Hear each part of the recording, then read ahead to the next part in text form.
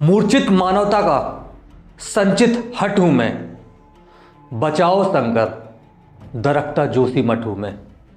आज से लगभग 400 वर्ष पूर्व औद्योगिक क्रांति शुरू हुई और औद्योगिक क्रांति के आ जाने से विज्ञान का महत्व मानवीय जीवन में सर्वाधिक हुआ और विज्ञान का महत्व इतना बढ़ गया कि हर व्यक्ति विज्ञान के बारे में जानने के लिए इच्छुक हो गया। विज्ञान ने अनगिनत विकास कार्य किए और हमारी सुख सुविधाओं को निश्चित तौर पर बढ़ाया और फिर हमने प्रकृति को नुकसान पहुंचाना शुरू किया। हम अपनी सुख सुविधाओं में यह भूल गए कि जो प्रकृति हमको देना जानती है वह हक से हमसे छीनना भी जानती है।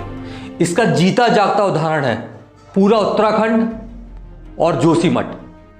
जोशीमठ में चल रही आपदा की असली सच्चाई क्या है हम आपको बताएंगे, तो जुड़े रहिए हमारे साथ लास्ट तक। और अगर अभी आपने हमारे चैनल को सब्सक्राइब नहीं किया है तो जल्दी से सब्सक्राइब कर लीजिए, क्योंकि ऐसी ही इंपॉर्टेंट बातें आप तक पहुंच सके।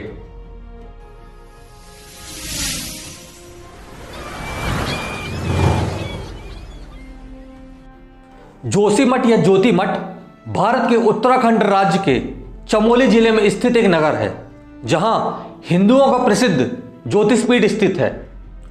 यहां 8वीं सदी में धर्म सुधारक आदि शंकराचार्य को ज्ञान प्राप्त हुआ और बद्रीनाथ मंदिर तथा देश के विभिन्न कोनों में 3 और मठों की स्थापना से पहले उन्होंने प्रथम मठ की यहां स्थापना की।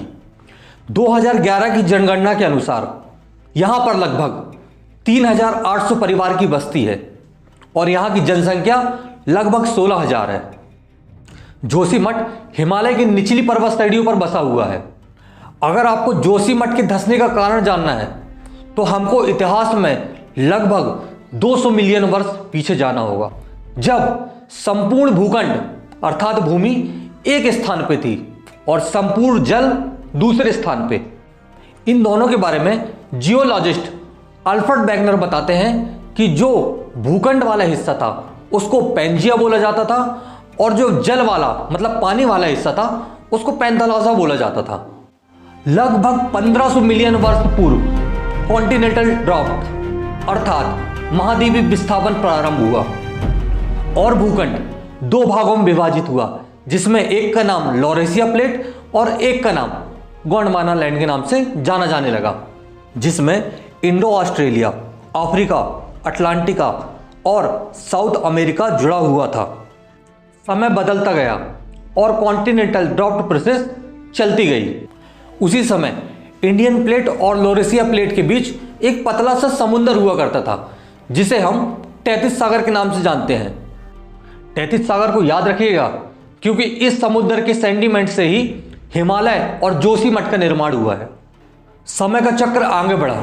लगभग 10 से 20 मिलियन वर्ष पहले तैतीस सागर की भूमि, जिसमें अंगारा लैंड और इंडियन पेनिनसुला के द्वारा लाई गई विभिन्न नदियों के कंकड़, पत्थर और मिट्टी थी, जिसके कारण इंडियन पेनिनसुला की डेंसर प्लेट आसानी से ढकेली जा सकी और एक फोल्डन माउंटेन का निर्माण हुआ, जिसे हम सब हिमालय के नाम से जानते हैं। और इसी हिमालय में मानव जाति ने विकास किया और जोशीमठ जैसे नामक स्थान में रहना प्रारंभ किया। हिमालय 3 रूपों में डिवाइड है, लोअर, मिडिल और अपर।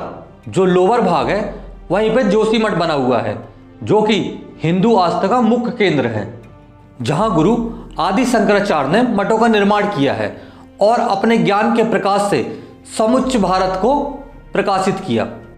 पूर्व में जोशीमठ में रहने वाली इंसानी सभ्यता यह नहीं जानती थी कि वह जिस स्थान में रह रही है वह तैतीस सागर के सेडिमेंट से निर्मित हुआ है।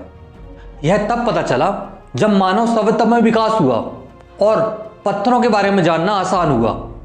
हिमालयों के पत्थरों की जांच करने के बाद यह पता चला कि यह मरीन लाइमस्टोन अर्थात समुद्री चूना पत्थर और मेटामॉर्फिक रॉक से बना हुआ है और अभी इन पत्थरों में सही तरीके से जुड़ाव नहीं हो पाया है कि यहाँ की भूमि को एक मजबूती प्राप्त हो। अगर हम जोशीमठ की करीब 2 साल पुरानी घटनाओं पर नजर डालें तो हम देखते हैं कि 7 फरवरी 2021 को एक ग्लेशियर फटा। ऋषिगंगा और धौलीगंगा दोनों नदियां उफान पर आ गई, जिसके कारण सबसे ज्यादा नुकसान ऋणी गांव में हुआ।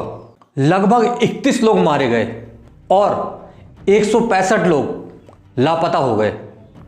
यह घटना उत्तराखंड के लिए एक हाई अलर्ट से कम नहीं थी, क्योंकि इसके बाद लगभग 600 परिवारों का पुनर्वास किया गया और 4500 ऐसे स्पॉट मिले जहां छोटे और बड़े क्रैक थे। सन 1976 में मिश्रा रिपोर्ट के अनुसार जोशीमठ में किसी भी प्रकार का हैवी स्ट्रक्चर टनल बनाना एक खतरे के निशान को छूने जैसा था, लेकिन रिपोर्ट को अनदेखा कर पैसे कमाने की होड़ और विकास को गति प्राप्त करने के लिए एनटीपीसी ने कई बार टनल का निर्माण किया। दूसरी बात, हिमालय के फॉर्मेशन को देखकर यहां के फाउंडेशन को समझकर काम करना था, लेकिन भारत सरकार को इस तरीके से अनदेखी नहीं करना चाहिए था। जोशीमठ को बचाने के लिए जोशीमठ के वकील ने हाई कोर्ट पर यह अपील की है कि इस मामले में निष्पक्ष जांच हो, जिसके तहत जोशीमठ के अंदर नेशनल थर्मल पावर प्रोजेक्ट अर्थात Tapovan Vishnugarh hydro power plant जैसे बड़े प्रोजेक्ट लगे हुए हैं। इस पर हाई कोर्ट ने टिप्पणी की है कि अगर सुप्रीम कोर्ट जोशीमठ को राष्ट्रीय आपदा के रूप में देखता है और हाई कोर्ट को यह आदेश देता है कि एक निष्पक्ष जांच कमेटी बनाए, तो निश्चित तौर पर हाई कोर्ट एक निष्पक्ष जांच कमेटी बनाएगी। देखिए, सत्य क्या है यह जानने का समय भी बिल्कुल नहीं है, क्योंकि निश्चित तौर पर जोशीमठ के लिए एक बहुत बड़ी आपदा है, जिसमें उदाहरण के तौर पर वृक्ष के बीज और डगाल नहीं, पूरे वृक्ष की जड़ से समाप्त होने की संभावना है।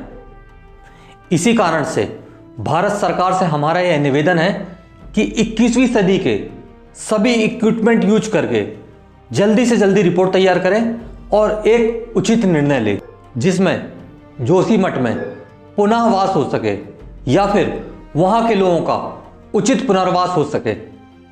इस आपदा की घड़ी में हम जोशीमठ के लोगों के लिए भगवान से यह कामना करते हैं कि भगवान उनका साथ दे और उन्हें एक उचित मार्गदर्शन दे।